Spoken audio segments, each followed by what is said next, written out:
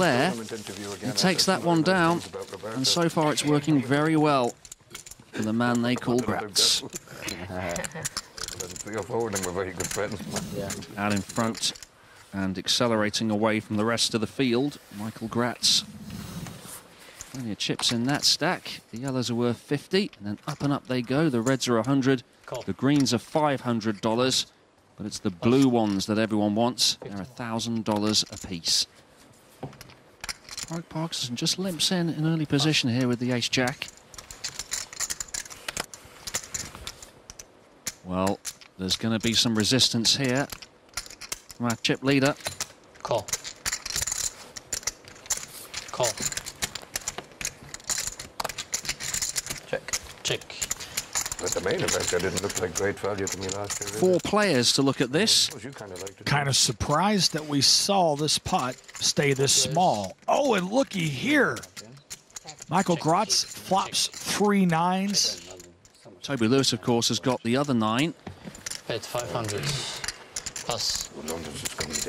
How worried is he about that overcard? Does he think his middle pair's good here?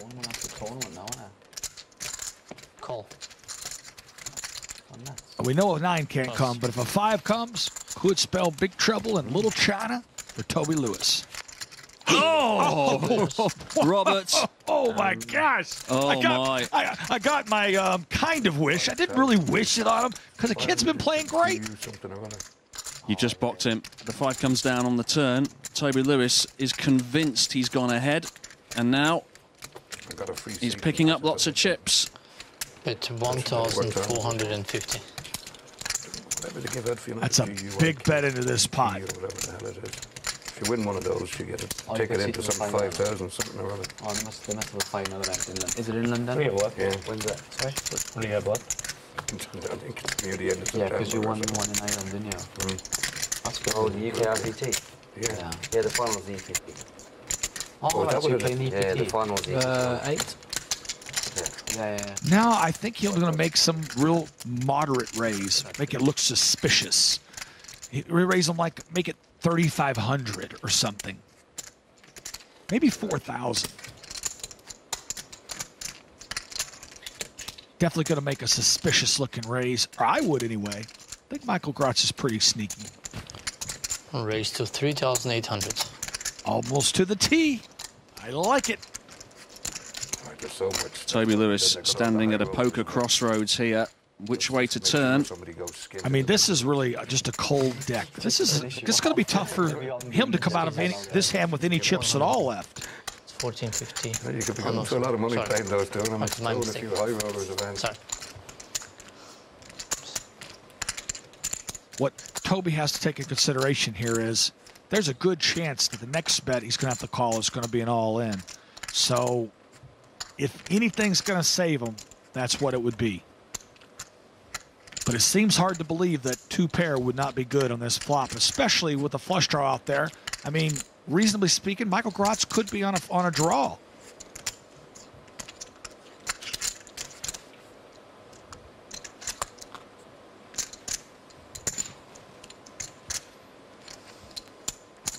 And as long as a diamond doesn't come here, any kind of off card, it's going to be tough for Toby Lewis not to go broke on this hand. Oh, gosh, that's a bad card for Toby Lewis. It looks like it didn't help anybody. Oh. He thought he was ahead before. He'll think he's ahead now as well. Check.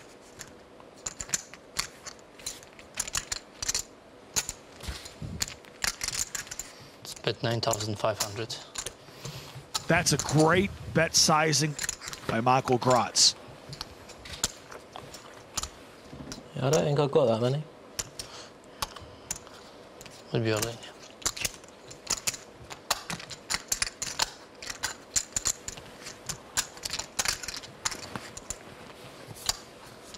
All in to call for Toby Lewis. Be honest with yourself as you're watching this. I'll be honest with you. I don't think I can fold that hand. I play it where Michael Gratz could have the nut flush draw or a flush and a straight draw. If I truly called the turn, I'm probably, if I call the turn, I'm calling the river here.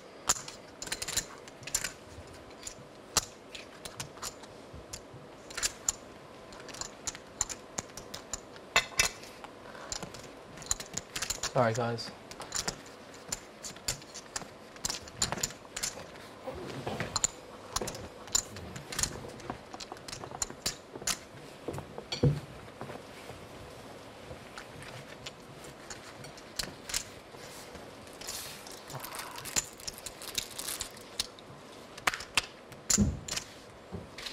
Wow, what a and he great lets it laydown. go. That's two enormous laydowns we've seen now in this heat. That's sick.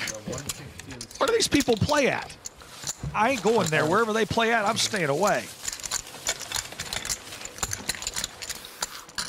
And if you'd like the challenge of trying to qualify online for this event, which we're covering on Channel 4, go to channel4.com/poker for details on this and Channel 4's coverage. I think the only thing that's been stopping Romanello tonight is he's been a bit card dead. Because I think he really would be dictating the play. Other than that, he just wants to get involved in every hand. He wants to raise it up. Pass. He does like to play a few hands. Pass.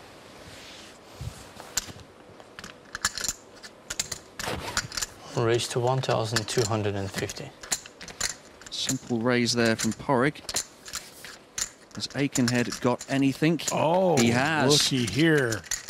Ace King versus 2 8s. Definitely going to see some action of some sort, I would suspect.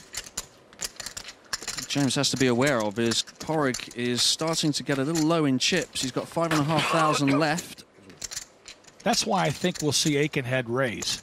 I don't think we'll just see him call here. A raise that would be effectively setting Porrig all in, and one that he would have to call.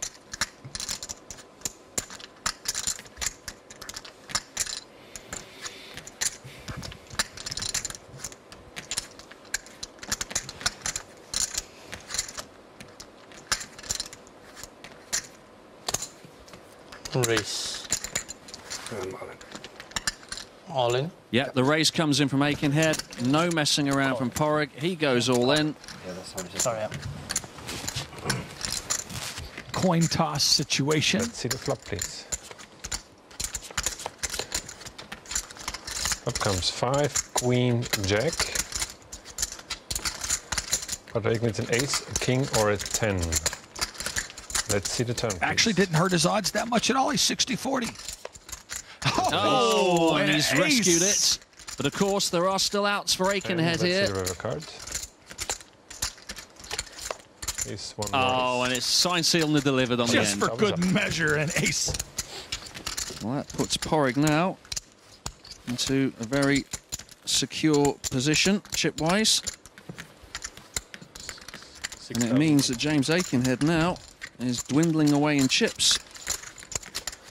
Well, our players tonight didn't get any choice in the draw, but if they could play anyone in the world at poker, who would it be? Let's find out. If I did have to pick one person in the world to play against, I'd like to play heads up with Stevie Wonder. I'd probably be a slight favourite. Don't not very much. Some pretty girls around the table was also a nice thing. Poker's about making money, and I want to play with people who have lots of money and make bad decisions. Full Tilt Poker, Late Night Poker 2010. Only one person will go through to the final here for a shot at that $200,000 first prize. Pass, pass. Right. Oops. Okay. 2-hour penalty. Romanello has woken up. Ooh. 2 queens here. This is a huge hand for him.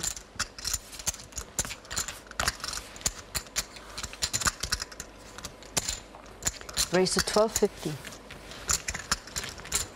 He'd love Michael Gratz to come back over the top. There's one yellow chips too much. Toby Lewis here has a hand he might like to look at a flop with. As we can see, he's all locked up here. It's a terrible hand to have against a pair of queens. All in. Raise all. And he moves all in. Call. And Roberto insta-calls. Of course he does. And suddenly, Toby Lewis realises he's got a 1 in 10 chance of getting out of this. After playing so good all night long, I don't understand this play. I don't understand it at all. Roberto Lim is pair queen, playing against queen jack from Toby. Let's see the flop. Here comes 7, ace, king. Well, at least he's got some outs now. He needs a 10. Let's see the turn, please. Here's a 10. Oh my gosh! Toby. Are you kidding me? There's no redraw for the flush either. No, No one's got a he needs a diamond. jack for half the pot. Let's see the river card. Roberto Romanello, otherwise, is going to be. Oh, amazing. And you see the breath that Roberto just let out? He's like, Seesaw. There we go. How about that? 1 minute he was winning, then he was losing. It's all good, as long as I didn't lose. Unlucky. And then the final sucker punch for Toby Lewis. He must be noted. wow.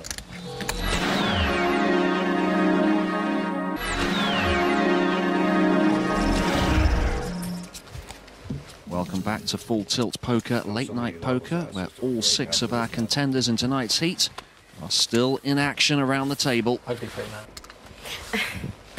man.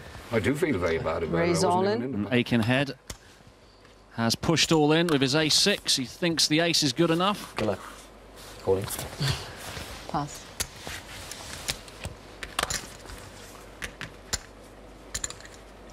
King 9. Call. Call. No surprises there, but he's done this before, Michael Gratz. He's made a what you could argue to be a loose call. Could. I mean, against any ace, he's a dog. Being called by Michael. James all in hand is ace-6. But is it loose if you've got Might 20,000 just king chips? In my opinion, why pump up the small stacks and give them the edge? Give them like where they're a favorite. And he figures to be a favorite against your hand. I don't like it. And it may work for him, but I don't like it. Oh, a million miles off a coin flip, though. 8, queen 4. Well, now it's quite a ways from a coin flip. Let's see the turn, please. Needs a king or a jack, and quick. We have aces for James. Doesn't want to see a 10 in the river. And let's see the river card. 4 outs. It's a 4. James thumbs up. James Aikenhead right back in it. Are you going to win every race? Of course, everyone wants a pair of aces in poker, but let's find out now which hands tickle the taste buds of our players around the table. When I first started playing poker, I won a huge pot, like a ridiculously big pot for my bankroll on the stakes I was playing, and it was with a 2-4, and for the next 3 or 4 years it was 2-4. I do like the 8-6 of hearts. I'm not sure why. Haven't won any major tournaments with it, but it just looks pretty to me. 8-10 of clubs. And yeah, I've lost quite a lot of money with that hand over the years. 7-9 suited, 8-9 suited. Virtually anything suited, I'm willing to give it a shot. I love Queen 10. I don't have a favourite hand, and I've probably experimented with more hands than most. I mean, my favourite hand is the one I won the last pot with.